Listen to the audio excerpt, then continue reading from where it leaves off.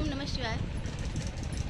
आए भोले बाबा आनंद भई बखरी, आए भोले बाबा आनंद भई बखरी।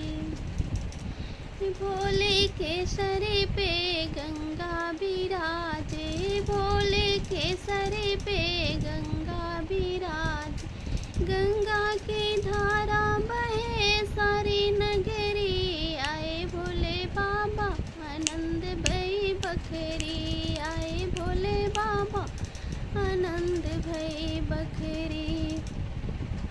भोले के संग में गौरा बिराजे, भोले के संग में गौरा बिराजे।